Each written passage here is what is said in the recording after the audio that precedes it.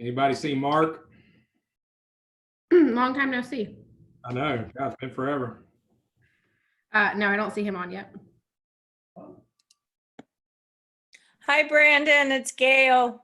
Hello, guys. There's a lot of people looking at me right now. You I'm ugly. I tell you. I need a haircut. My window's behind me, so you can't really see me, or I'd have my Somebody's video. dog. Yeah, I'm sorry. I'll mute myself. Oh, I don't. Brandon, I used to cut hair. If you need a haircut, I'll charge you. Girl, I need a haircut. You gonna cut my hair? Do you color too? Oh, I wouldn't go that far. I'm gonna send Matt down to you in like a week. We got a speakeasy. Tell him to come on down. Speakeasy barber shop that'll cut, so I'm just got to go up there this week. I'm going to my speakeasy this afternoon. Yeah. I think I'm I going need to go somebody to to cut my dog. we're going to a skin fade. Skin fade. Oh, yeah. I'm going to look like a Marine. I can't go this long anymore. It'll all grow back, right? I'm not sure mine will. Yeah, you better hold on to what you got. Yeah. I started losing it when I was 18, and it finally slowed down, but it's thin. It's Mark hanging in is on now. Huh? Mark is on now. I didn't mean to interrupt you, Colleen. Oh, you're there. Oh fine. no, you're good. Brandon, the encouragement is look at Jack Nicholson. So many people love Jack Nicholson. So that's encouragement, right? Oh, they like The Rock, too. I mean, I could be bald and like The Rock. They do like The Rock. Or who was it? Patrick Stewart. He was bald. He was Still is. He still is. I think he's still alive, right? Yeah, he was sexiest man alive for a few times, so you got things working for you.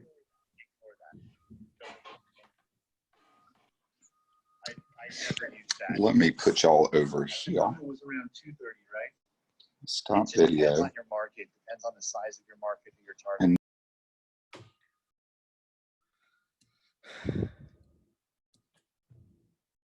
No, 53. Mark got on? Hey guys, sorry about that. All right, remember we'll have about 50 or 60 people on this call, so please mute yourself if you would. This is the second in the series that we're going to be doing, I think, every other Wednesday at 1 p.m. as far as interviewing an agent that has had tremendous success. And so Brandon, thank you very much for being on here. Appreciate that. For the people that don't know you, give us a 1-minute elevator speech. I've been in the business since 2001 or 2. Started out in the developing world down in Jack's Beach. Came into the independent world in 2005. Worked for independent brokerages up until 2011. Joined Keller Williams, and here I am today, up in Amelia Island. Very good. What was your dollar volume last year? Would you close? 12 million. 40 average sales units. price. About 3 something. Okay. Off the top of my head. Okay. All right. So let's do this. We had a lot of people hang on yesterday. I know that I'm guessing based on what you said to me, you might be a little over this, but just please humor me here. Because we had a lot of people stay on yesterday after the sales meeting about the CARES Act. Yeah, I don't mind talking about my experience. Okay. So with respect to that, you're the first agent I know of to get the money. I did talk to Kim Sessions yesterday. She also received the loan as well. Kind of give them your experience, if you would, please. I bank with Synovus up here in Amelia Island. I'm sure, I think there's Synovus is in Jacksonville. At first, I thought my bank was dropping the ball. I was frustrated, and of course, everything's stressful, and I know you guys are experiencing the same thing. But basically, the way they started out, about 5 days before the launch, I guess was on a Friday, they sent out a email that basically asked your name, your business name, your email, your phone number, and basically, were you interested in the PPP loan? So that went in, and I'm like, man, what was that? That was kind of, didn't hear anything, no confirmation. And then by Friday, I got another email, which was the day it was supposed to launch, stating they weren't going to launch until Monday, They didn't have a time, but then they had to ask. So I filled all that out. By Monday, we finally got the application in an email about 6 o'clock in the afternoon, which kind of linked the questions from the previous email and dropped it into the application. So half of it was pretty much filled out. You just had to finish answering a few more questions and upload all your docs, like your payroll, your future payroll. Then once that was submitted, then of course they had somebody working on the other end to as underwriters looking over the application. My bank worked through the weekend. I mean, so I kind of got stressed out about it, kind of walked away from it for about 2 days, then wrapped my head back around it, jumped back in, got everything I thought they needed. This went from Monday all the way to Sunday. This past Sunday, I was going back and forth with them. My bookkeeper, my assistant, I mean, everybody pretty much played a role in getting the stuff together. Finally, on Sunday, I made one last correction, and they submitted. I signed, and they dropped the money in the bank on a Sunday afternoon. So, at first I thought it was a bad process, but I really think after talking to a lot of people around here up in Amelia that it actually was a pretty good process. I think they took the time to get their systems in place, and that's why it took them a little longer, but I think the system worked pretty well. Brandon, did you say your bank contacted you or you contacted the bank initially?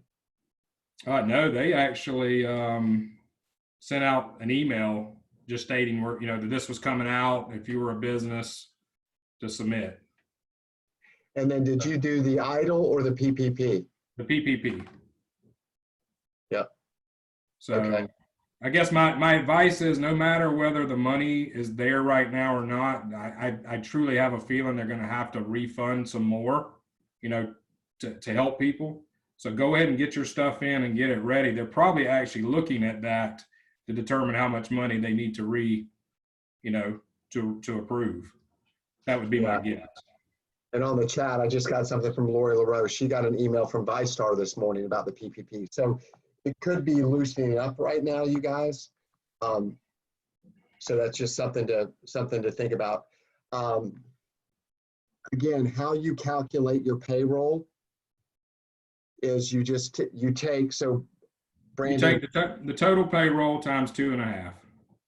Well, total payroll divided by 12 times 2.5. Right, sorry. Or take whole payroll times 2.5 and then divide it by 12. Ours had a calculation in there. You just drop the total and it automatically calculated. That may have been a Synovus thing. Yeah. I don't know. No, good. Okay. Again, I don't want people to feel discouraged. You know what I mean? Just stay persistent. Again, for the folks that weren't on the sales meeting call yesterday in Jackspeak, that email that I sent out on Friday of last week that said spoke to the CPA, it pretty much lays out everything. It really does. So take a look at that. Please take a look at that. Now, I can tell you might want to go ahead, if you're going to do this, get your payroll already prepared and ready in a PDF. Get your, I had to do a projection on future payroll, so I had to create my own spreadsheet. They didn't offer me anything to do that.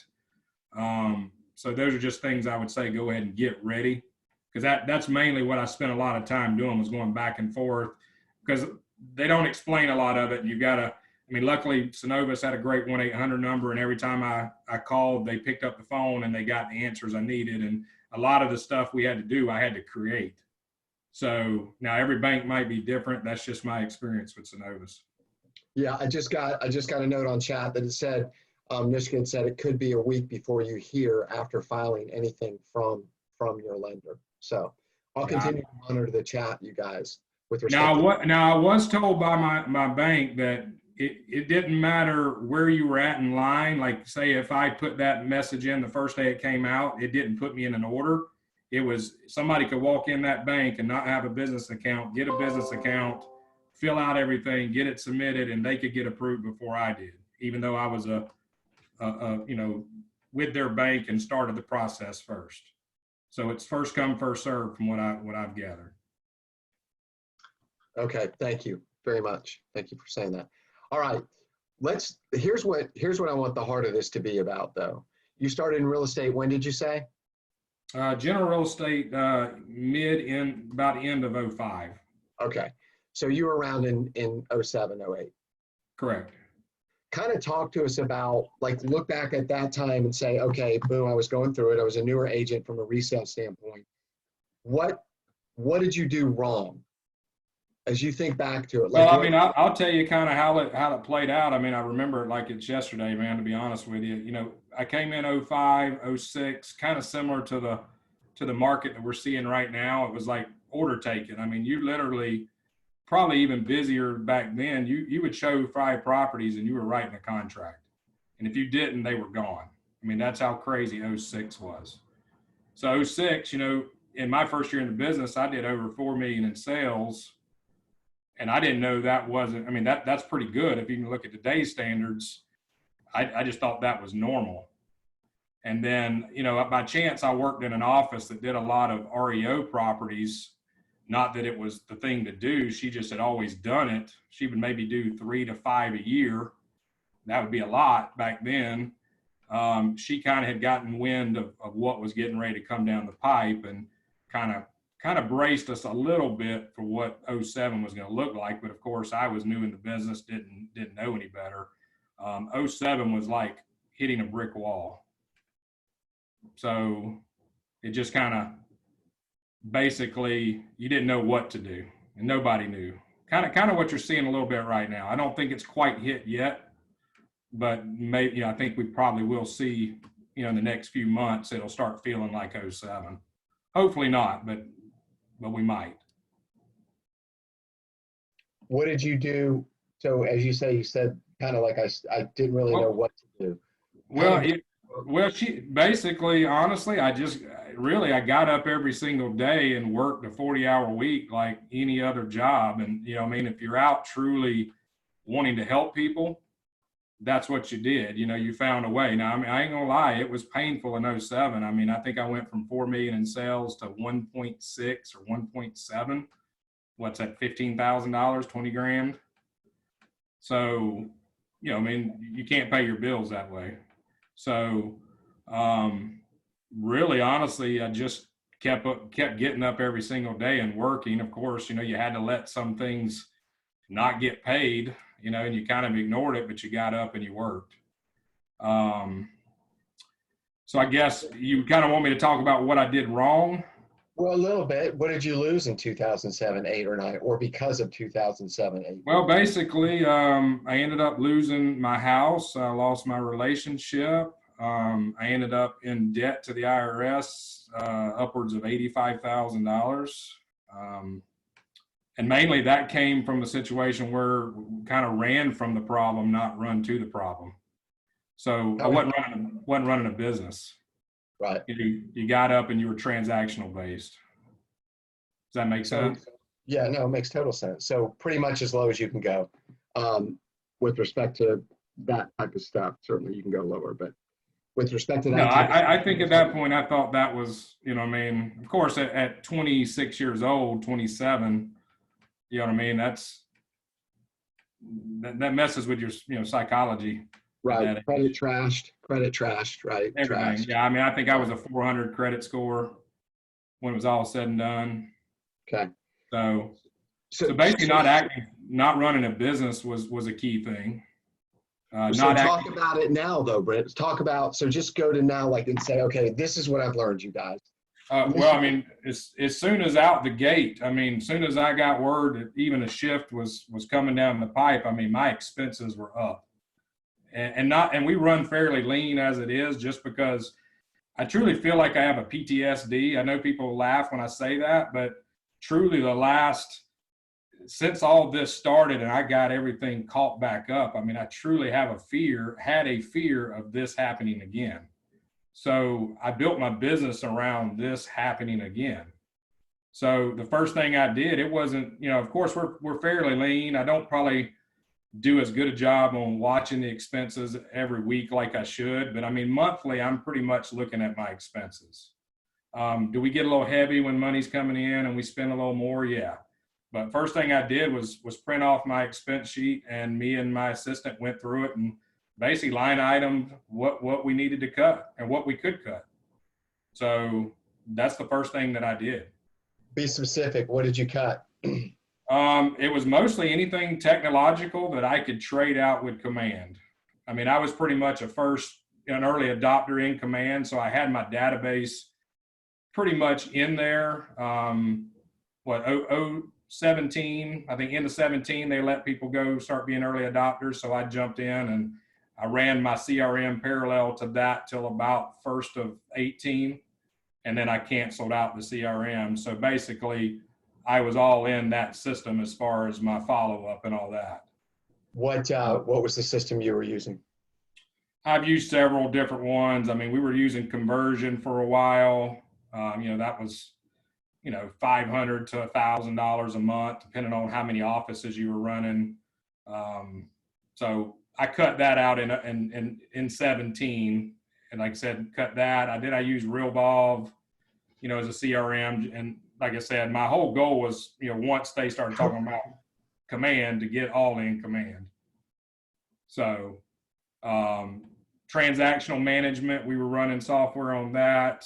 We have now, and I don't know if anybody knows, but you can run your TC work out of Command.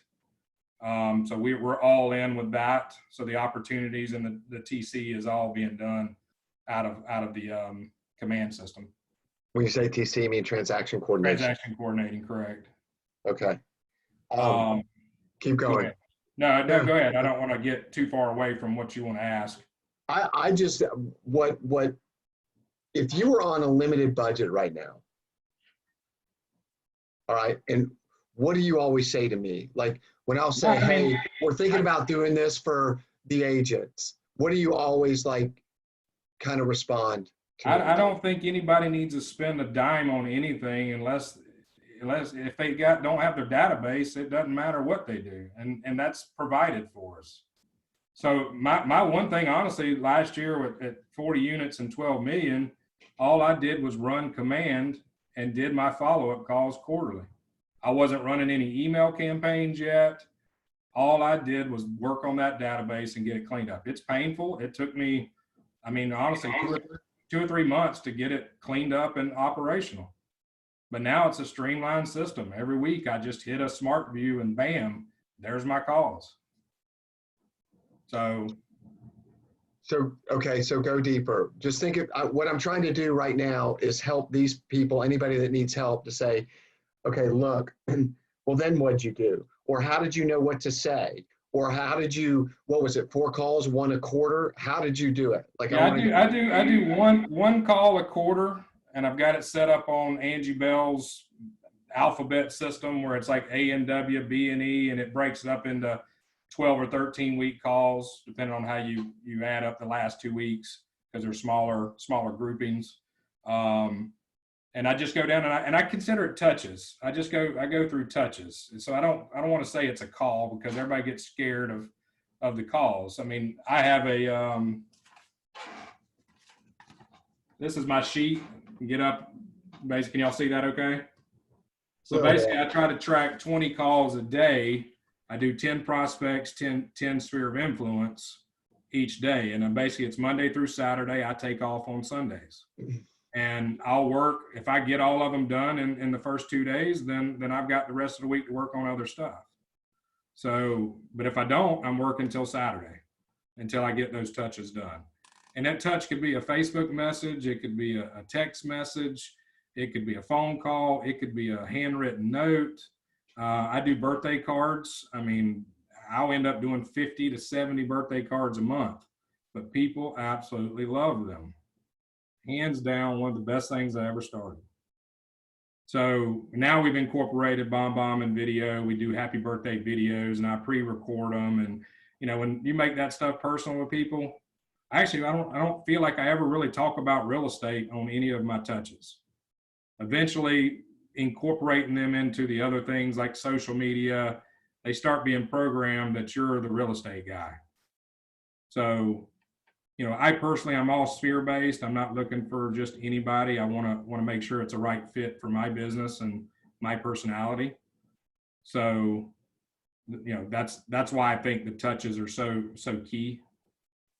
And we've got the systems to do it. I'll say this because I can speak from experience. So you sent Lisa, my wife, a birthday card. And you were the first agent up in Amelia Island, so I've known you for a long time. But yeah, I mean, that makes you blink. There's no question. There's no question it makes you blink. Talk to I them. didn't even think anything of it. And you sent me a props on it. I'm like, Yeah. it's just part of the system. Because it makes Not you that it's blink. not genuine. I don't want it to sound like it's not genuine. Because I mean, I actually hand write personal notes in every single one of them. So which makes it a little bit more time consuming, but it goes so much further and how they feel. What do your calls look like right now during this time? It's just checking on them, just reaching out. I don't talk anything real estate. I think the real estate questions are going to be coming. I don't think, I think the next 30, 60 days, I feel like that will start coming up. But what I've done is reached out and they know that I'm there for them, just making sure they're healthy, safe. How are the kids? How is whatever it is. I've got to be selective on how I touch certain people because sometimes I can get on a call and it'll be a 30-minute call. So you got to be careful of that. So sometimes it'd be a Facebook Messenger, always ask a question on anything, text, ask a question because it creates dialogue. So How good are you at, I know you're good at creating the database. How good are you at managing the database? So far, so good. I mean, I've really focused on building it and feeding it. And of course, part of my business plan is growing the team with the right people, and mainly why I'm kind of a little bit behind on my goals just because I took some time to hire a good assistant. I mean, I took 60, 90, 120 days to even hire him. And then I've spent the last 90 days, 90 to 120 training him. So my eventual plan is to start turning some of this business over to him because he's a lot like me. And I think he can handle my database the way I would handle it. So we're kind of tag teaming that. But I woke up one day because I used to feel like, internet leads, and that's why I had conversion. But I'm so sphere based and I really just care about helping the people.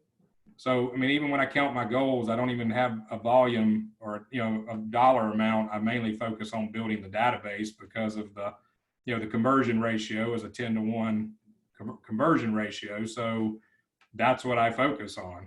So I try to build that top sphere and bring value to them. And it's always provided me a good living and a good profit margin. So What time do you get into the office? I have gotten to the point where I wasn't as healthy as I needed to be. So to be honest with you, family reunion with the help of Jason, my assistant, we challenged each other to start being more healthy and working out. So while we were out in family reunion, actually all 8 days we were there, we got up and started working out every single morning, didn't miss a day. And then I've just carried that on. So basically I get up about 6:30. I'm out the door by 7.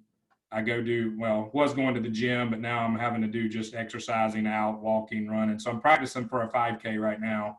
So I'll do that walk in the mornings, probably get done about 7:30, 8 o'clock, and then come home, shower, and I'm on the phones by 9:30. Okay. So right. I'd like to get up a little earlier, but that's just, I'm hitting the phones. If I can hit the phones by 9:30, I run till about 12. And then I show properties, appointments after lunch. Okay. You had mentioned family reunion. Yes. As far as family reunion goes, as far as mega camp goes, how often are you attending? I'm doing every single one. That's kind of what I had and what I did after, what I did to basically come back from that last market. You want me to just go down some of this list of things? Yeah, please. So basically, soon as the shock set in and you got through, hey, this market, is going in a way different direction, really what I did was, I've always run to education, education. I mean, and we've got that, when it happened last time, the company I was with didn't have necessarily all the stuff we have, but they did have a lot on what was happening at the time as far as short sales and bank properties and all that. So really immersing yourself in the education. You guys got to keep in mind, we are the front lines. I mean, as something said at the ALC meeting just a minute ago, stuck with me is, you know, we are counselors. We will be counselors for people. You're going to see marriages fall apart. You're going to see people going hungry, possibly. I mean, I'm hoping that's not going to happen in this situation, but I want everybody to be prepared. I mean, it is like a war zone out there.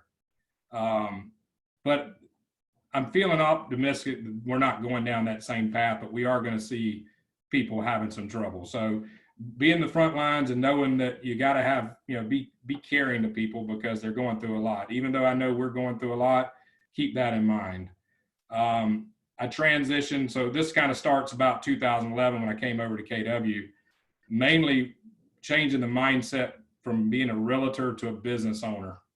I'll never forget, to be honest with you, Patrick Dorian's probably, other than what Mark did to get me in the company, probably one of the pivotal moments in my career, changing my mindset. You know, I joined ALC right out the gate. Me and him went down on a ALC retreat down to Orlando, and I got to ride and get to know Patrick. And Patrick basically had went through the same stuff that I was going through as far as losing everything. So, you know, find somebody that has gone through it and help, you know, get your mindset changed and start running a business. Don't be just a single agent. Mark gave me the red book right out the gate, actually before I even started with KW. Try to immerse yourself in every single one of those models. Of course, you're always going to be trying to master them, so don't feel like if you've read it before and you haven't gotten there, just keep reading and keep you know, implementing things as you go. Educational classes I went over about the models. Vision board, I remember Mark, right when we started in the ALC, I mean, he really had us pushed on the vision boards, just kind of what did you want out of life? And that really stuck with me. I still have that first vision board that I had, and I've probably gotten half of what's on that board. So, you know, those things are important. Going to Family Reunion Mega Camp was on my list. I mean, it didn't matter how I got there. I know everybody says, oh, I don't have the money. I didn't have the money. I mean, I was losing everything I had. I'd actually go sleep on the floor of somebody's hotel room just to get there. So there's no excuse. I've been to every single one with the exception of the hurricane, the year that Houston got hit. So it can be done, and there's plenty of people in this company that will help you get there if you truly want to go and really, you know, make it worth going and go there for the right reasons. 135 was big for me because if anybody don't know what a 135 is, it's basically setting your goals up, what you need to accomplish. I internalized getting mainly the IRS off my back. I mean, it was a very stressful, I think if anything, that was probably the most stressful thing, is having that over my shoulder, always worrying about what was going to happen with that. But that was basically, if you looked at my 135 back then, it was all financial based, how to get myself back to basically a normal life and profitable, not living paycheck to paycheck. Put a team of professionals together. You know, I think talking to the right people, I mean, I can remember a pivotal conversation with one of my lenders that went through some of the same stuff. He put me right in place with a great CPA, which that CPA then guided me to the next piece that I needed, helped me get the IRS off my back. So basically at that point in time, I put a CPA together, a great bookkeeper. I got a coach in play. I have an employment attorney that I made friends with and started using. Mentors, anybody in the business that can mentor you or you can bounce things off of is important. Coworkers, I mean, hands down, getting the right people around you that have the same mindset is very important. I've got some great people around me.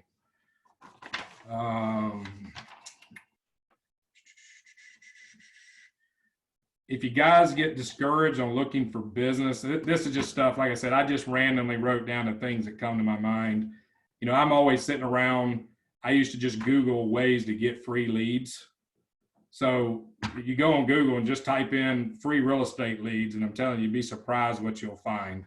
So if you need lead sources, get out there and just start Googling.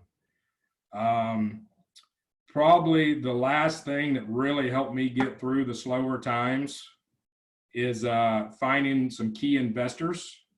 And I don't mean investors that mean they all they care about is the money. I mean people that you know that's sphere related, that's going to do maybe 3 to 5, 8, 10 homes a year. I would probably say get 2 to 5 of those. Because I can tell you right now, hands down, there's 2 in my life that basically made my career. So those are the key things that I remembered going through that helped me get through and get me where I'm at now. Good job. And I want to open up for questions, but so think of any questions. And guys, like this is one of those things where the way I want this to be is like ask the question. If there's something out that you're thinking, so people, there could be people out there saying, well, yeah, that's all good and well, but you had a sphere. I just moved here from Philadelphia. What would you do? Like, because then that person's not going to have that sphere. I think everybody has a sphere, man. I don't, you know, I know people that are from other areas and they keep thinking that those aren't people that are their sphere and that they should treat them differently. I don't, like even in agent recruiting, you know, I don't think of them as agents. I put them, if they're close to me, I put them in my database and I put them as a top sphere and I treat them just like a regular person, not that I'm trying to get them over to the company. Does that make sense? Mm-hmm. So you can't tell me that, I was talking, I don't know if Emily, are you on here? She on here? Anyway, we were talking yesterday and, I thought a great idea, your Facebook, everybody's going virtual. If you don't have any listings, you don't have anything, you've got Facebook, go out there and borrow somebody else's listing and do a virtual. If it's a vacant property, go out there and talk about the listings. The more your face is out there, the more they're going to, and you're talking about what's going on, you're going to become the professional and you're going to be the one they think about, period. So does that answer that? Yes, it does. It does. I think it's the activity. I mean, getting into activity. I just don't want people to treat out-of-state people any different. Just treat them as if they're your people, they're your people. So I also know, Brandon, like you've gone through tough times with respect to, having to let go of certain people as well too. It's not like it's not only been the financial part of it that's been tough, but as you continue to grow, you've certainly had those challenges too, where it's like, hey, maybe I don't have the right person here. You've got to make a change, and you take a step back, and then have to take 2 steps forward. But that's probably the organization model is something that I have suffered mastering. You know what I mean? And I really made a point last year to really focus on that piece of the business, or mainly to find that person that can handle that piece of the business for me. And I feel like I've got that person now, because I'm not good at that and I don't want to do it. So, I mean, really finding that person that can be that face and that person that's looking for the talent was really what I set out to do. Because I enjoy people. I enjoy helping people. I enjoy, I love the database building. I love the marketing aspect. I just, I almost don't even really honestly like selling houses as much as I do that stuff. But I'm good at, both of them. I just, I want to find the right teammates and maybe it's because at this point I'm, 17 years total in the business, you start to want to do other things besides just sell real estate every day. Very good. Emily, go ahead and unmute yourself. I got you, Doug. Hold on one second. Emily, you said you've got a comment on that because that was my limiting belief or excuse for so long. What do you have to say? Yeah, I just wanted to say that, you're not having a sphere is only like a limiting factor if you let it be one. And I did let it be one for so long. And then I went to a class, I guess you would call it, or a talk that Sarah Rocco held. And she told her story. And I was like, oh my gosh, That's like almost the same exact thing as mine. She moved to Jacksonville and knew no one, and she did like 18 million in her first year or something like that, something crazy. And I realized that I was just letting that kind of stop me. And it's even resurfaced with COVID-19, because I remember when Sarah was talking about her getting started, she said that because she didn't have a sphere, she really leaned on or just dove into open houses and door knocking, which we can't really do right now. So I kind of got back into that limiting belief of, oh, I don't have a huge sphere and I can't do the one thing that was, allowing me to grow it.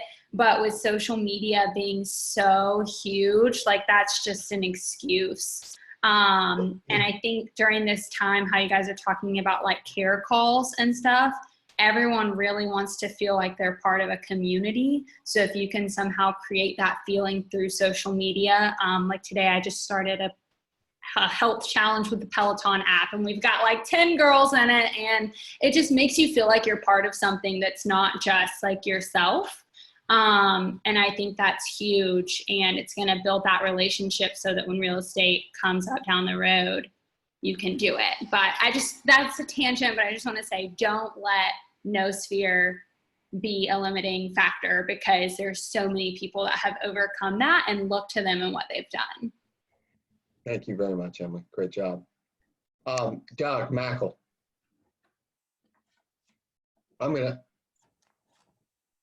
You're muted, buddy, and I can't unmute you. Still muted. Chat, hey, go down to the bottom and write in the chat room. Write your question out. Oh, I can hear you. I'm I can good. hear you, Doug. There you go. Okay. You're good. I wanted to comment on the person moving here from Philadelphia and not knowing anyone, not having a sphere. Jody and I moved here just over 20 years ago, and we knew like one family, a guy I grew up with way back in the day. And within 2 weeks, we joined a church, and I joined the Rotary Club here. And in another 2 weeks, we knew everybody on the island. It's incredible the amount of sphere you can build in an organization that you're passionate about. That can be pets, it can be, I don't know what, any kind of civic or community organization is loaded with opportunity. And you have to build trust with these people before they are going to do business with you. That's hard to do with some person that you got a lead from realtor.com or Zillow or something. So get out the door and meet people. Well said, sir. Well said. Let me see something real quickly.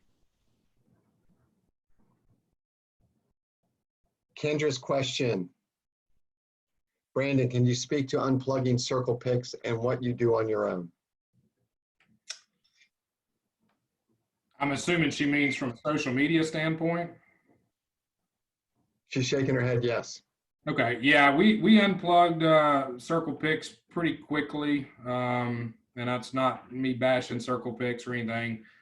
We just wanted a little more personal touch. I'll be honest with you, what I'm doing right now on social media is mainly what Jason's putting together. And we have marketing meetings every Monday, 1 o'clock. We've already mapped out kind of what the year looks like as far as your major holidays, I think he does, he has a certain day that he does properties on. He has community things that he's got certain days he does community things on. We have it all mapped out, and we're constantly adding and learning because we're doing classes all the time. But I'm actually been listening to a podcast called The Marketing Dude. I highly suggest you guys going and getting on the podcast and looking up The Marketing Dude. Hands down, some great content. And I just stumbled upon it one day just looking for marketing, social media ideas and all that. But it's a pretty good site. And he's been, I go through, and you can find, if you want to do Facebook, he's got Facebook podcasts where they talk about it. And he brings guests on like that are people that are masters in that area. And the biggest thing that I got out of them was I used to try to do all of the social medias and try, you know, I mean, and really what he said is don't do that. So basically he said, start out with your Facebook, your, what do you say? Facebook, Instagram, and YouTube. Those were the three top. You know, get one going first and get that down in a marketing calendar, and then go to the next one and start doing that one, and try to stop doing all of them. So that was big because we were always stressed out. I was actually paying somebody to do marketing, and it wasn't personable. And most of my people are on Facebook. I know some people are Instagrammers. I haven't quite gotten on there yet. We've got one, but you know, we'll get there. But I mean, right now we're trying to master Facebook and YouTube. Really, the video is what we're really getting involved in right now. But I don't know. Does that answer the question? I don't. Kendra? Yes, I no. can't hear her. She's mute. Okay. Yeah, I put another thing in there that does answer the question, because I had spoken with you and you're like, nobody's looking at your website, just Right. social, that kind of stuff. So my other question is the email component. You know, that Circle Pix is great for a 33 touch. I've been trying to do more meaningful emails and get that. Okay, so that makes, so what we did was basically we started out with the quarterly calls, and then we started focus on, so basically I set a marketing plan at the end of the year, and we're kind of going down that list and you know, implementing each one. Right now we're on a monthly, we do a newsletter with statistics, goes out usually the 1st through the 5th. And that's got basically, it's through, you can do it through MailChimp. We do it through BombBomb, but you can do it through MailChimp. We incorporated the video in it, so now I get on and I talk kind of about what's going on in the market. We, you know, circle key things I want them to know. This month we put that on hold because I didn't feel statistics was important. So we're doing a COVID kind of like, hey, we're here for you. Just want to let you know, down below is a list of businesses that are open, just kind of more of a help newsletter. And then we'll crank back up because really I want to watch what happens with the stats over the next 30, 60, 90 days. We might do one more feel good, newsletter next month and then start talking about the statistics again. So that's a 12 by 12 there. We're getting ready to implement. We haven't quite decided what program we're going to use, but we'll start doing direct mail and just a sphere based, people that we've done business. I already do direct mail with them after sales. So they get a 25 touch over 5 years on a program we use, but really just trying to get that 30, 33 or 36 touch, whatever we're calling it now. And I was big on customer appreciation parties, but right now we got to figure out how that's going to look this year. So does that help? I think the customer appreciation parties are great. You know what? Yeah. As I think about this and I look at this screen and I look at the people that are on the screen, there's another group there too. There's a group that might have started, let's say 2012, 2013. And in that 7 years, they've done very well. They've done very well. They figured it out. They've got it going. It's rocking and it's rolling. And then something like this hits. And what you realize too is that the profit that you're making, you kind of alluded to it earlier, it can cover up some warts, but you don't worry about it because the money's still coming in. And I had somebody ask me a question. They had said, hey, well, what was it? It was on a region call. Oh, and they had said something to me about, well, that's just, 2 more closings. If I just get 2 more closings, then I can afford it. And I said back to them, I said, you know what? That's all good and well in a market from 2013 to 2020. But that can be fatal in this type of market that I think we're going to start to see. So my point is that it's experienced agents that have gone through it that are feeling it. It's top agents that never went through it that are feeling it. And then it's the new agents that are feeling it. And everybody feels it. and everybody's looking kind of like for a magic bullet, but the magic bullet isn't there. The magic bullet is going to, when you finally realize it, it's going to be heartache. There's going to be some pain. There's going to be tremendous growth. There's going to be lessons learned. And so, but the one thing that I know is that all of the people that are going to succeed through this, they're in action. They're in action and they're surrounding themselves with the right people. Hands down, Mark. I mean, be honest with you, I feel like I thrive in this because it feels normal. I mean, it feels like what we felt before. So I really, truly, I mean, I'm just kind of going down my list of what I'm doing now. I mean, you kind of want me to go over and kind of let them know what actions I'm taking. Yeah, that's fine. So basically revisiting what I mentioned earlier about expense reduction and managing, that's hands down number one. Seek to understand the situation. So I took the first 2 weeks, really, to be honest with you, I felt like I wasn't, because I'm not doing as much business, but I, you know, like I said, I prepared with my reserves and all that. I just honestly have sat the last 2 weeks and watched, cleaned up systems, you know, worked with my assistant, checked on agents, checked on customers is kind of my priority, and really education. The last 2 weeks, you know, I've tried to get on every single Zoom call I can, specific to areas that I feel weak in. You know, just an example, I sat and watched Brett's pre-listing package video, and to be honest with you, I work with Brett all the time, and I could have asked him a long time ago what he does, but that's the first time I've really watched what Brett does, and I took a whole page of notes, and I'm excited to get in there and clean up my listing package. So, you know, reach out to people around you.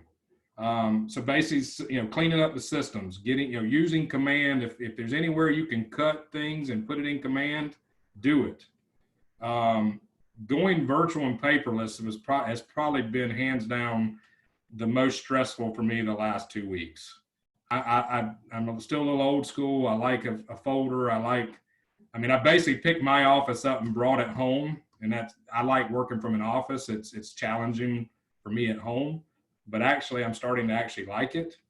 But I am still challenged with the paper. I mean, so I think going virtual and paperless is where we're going.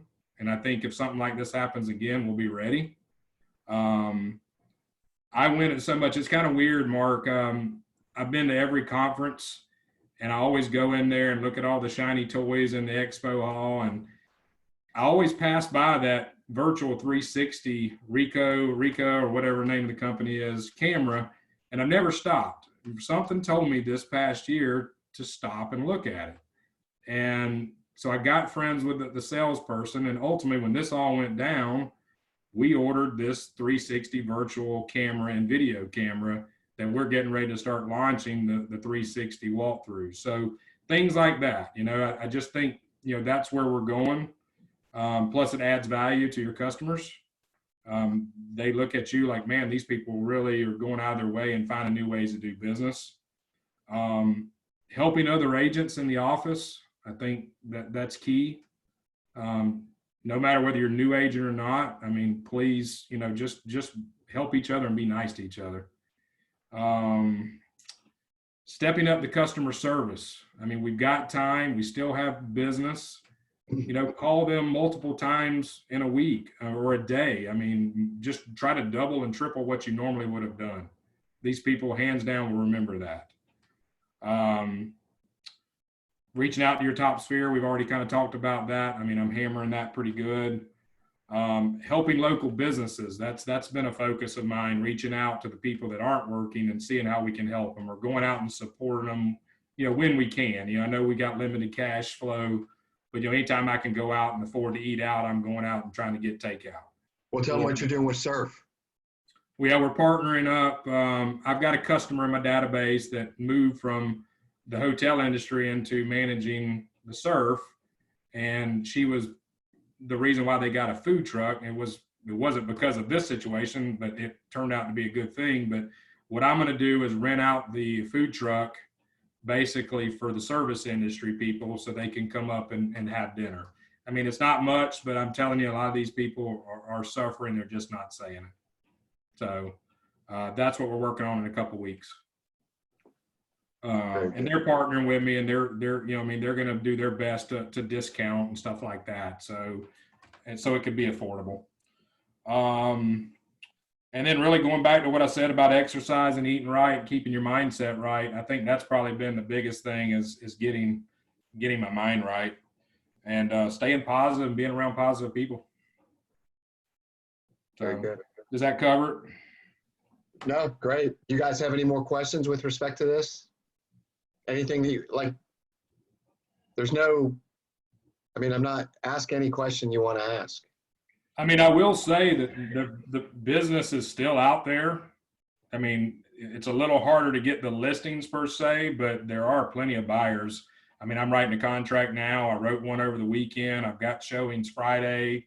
So there's still a demand of people wanting to buy real estate. So keep that in mind and stay positive on that front. What price point are they, bud? They're mostly the, I guess probably 250 up to 450. Okay.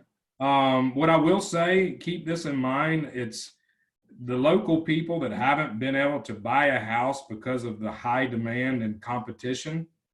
They're able to go out now and get houses, and they're excited. I mean, they really are. They're not expecting a deal. They're not like going, hey, I want a discount. I haven't gotten that mindset. They're just excited that it ain't going under contract in hours or multiple offers. You know what I mean?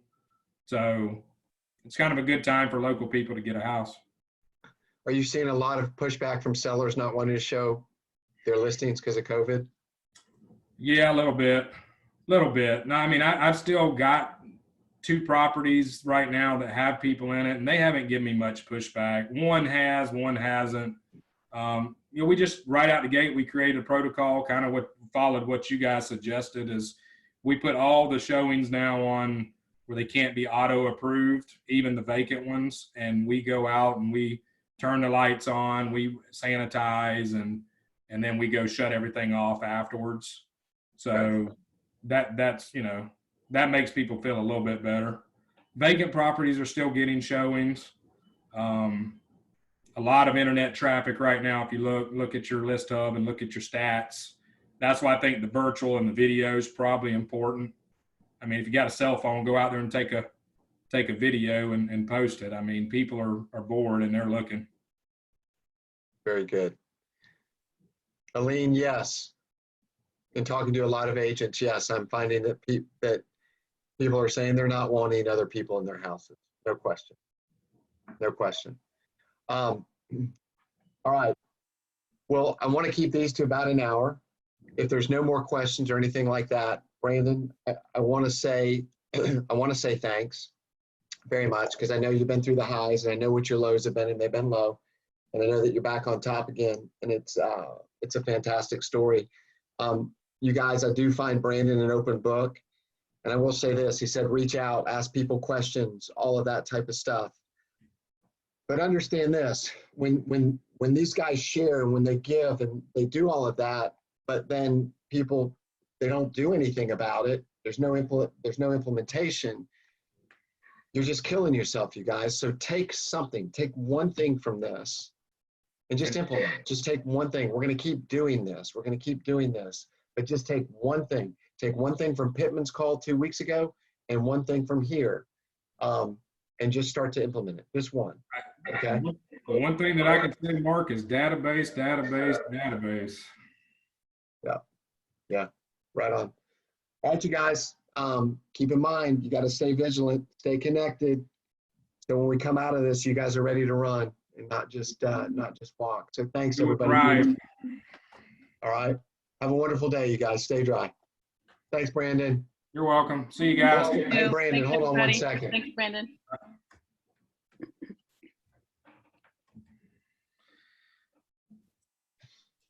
If you can, look at the chat. Oh, I knew.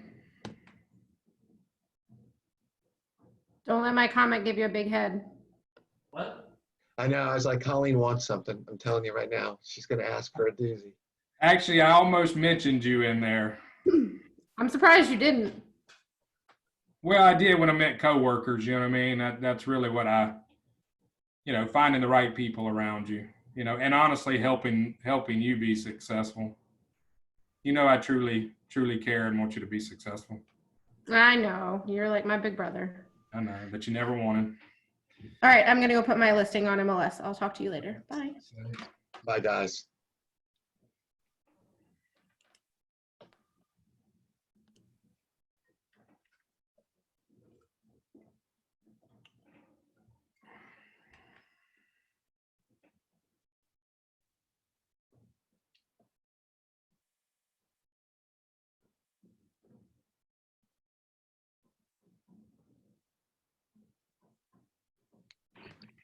Hey, Brandon. Hey, bud. Hey, man. I came to your database class and you kept talking about recruiting and everything like that. You got a lot of people on your downline. Yeah, right. I think I've got maybe 16, 17 right now. That's awesome. Congrats on that. But I mean, just approaching them as people, you know what I mean, like any other person is kind of how I've always worked. Right. I got one person coming down here soon, completely new to the area. He was just on here. He's super excited to get started. And Nice. I pretty much drilled in his head. And he's like, oh, yeah, man. He sees I'm doing kind of well and things going. He's like, oh, I would love to come in. I was like, he's worked in the service industry his whole life. So, I mean, he's Right. great with communication, great with talking. I'm like, hey, man, you put in the hard work, man, and follow everything and use all the tools that KW is going to offer. I mean, it's kind of impossible not to be successful if you put in the work. It's all about using the stuff. Right. So I posted on here, it's up from the thank yous, but would you be interested in possibly doing like a one-on-one or a small group command class, like hitting just a few of the main points? yeah, I can show you what we're doing. I mean, I don't Right. have a problem with that at all. So you want a small group?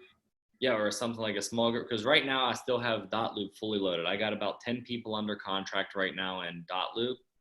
What I want to do is transfer everything over and start getting the feel of this. And I'm honestly like, We're doing that. We're doing that right now. We literally started yesterday getting everything out of Loop and Right. in DocuSign. So I'm actually getting ready to do my first listing agreement in DocuSign. Oh, wow. Okay. Is that kind of what you're wanting to know more about? I'm probably 90% buyers heavy, so mostly buyers, but that's something definitely I'd be interested in doing. I actually I followed your Instagram page and followed you on there as well, sent you a message. Yeah, see, I probably didn't catch the Instagram. I need to make sure Jason's checking that stuff. I literally just sent it when we were on here. Okay, yeah. Well, that'll be a good test for him. Yeah, hey, I said if you ever need help in St. Johns County, let me know because I know you guys are up north up there. No, yeah, I won't go any further than I've sold a little bit in Nocatee and a little bit in Manor, but usually it's when it's a sphere based or something like somebody I'm really close to. But if it's somebody I don't know, I just refer it out. Right. So, yeah, would love to. When do you want to start working on this? Do you have some other people that want to join, or do you just do a one-on-one? I'm gonna have my wife on with me because she works she's pretty much like transaction manager doing all that stuff with me. Okay. But I feel like my business can just take such a step if I really realize and use command. I mean, I agree 100%. I'm using right now, I got like 30 people in my pipeline that I'm actually talking to right now and have all this going. And I'm actually using a CRM tool just from Google Sheets that my wife and I put together, like a little spreadsheet thing that we're using for follow-up and stuff. Now, I could be much better. I feel like if I knew a command like I know Loop, I'd be like rolling hot right now. Well, especially on the CRM side, on the follow-up. I mean, you can set activities where you can. I mean, I don't get that detailed into it yet, but like I have it on the quarterlies where I'm going down my list, and I can show you how we do our pipeline. And I mean, that Opportunities is pretty cool program as far as tracking your pipeline. It's a good number. I think I have your number in here still.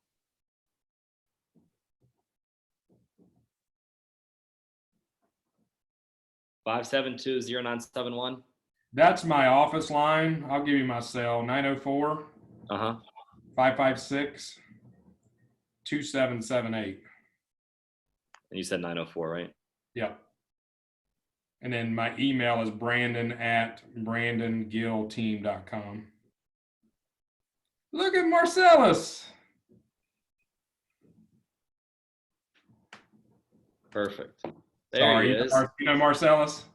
Yeah, he got me first door knocking before I ever did anything. He just jumped on. He just came on. He's got it on mute though.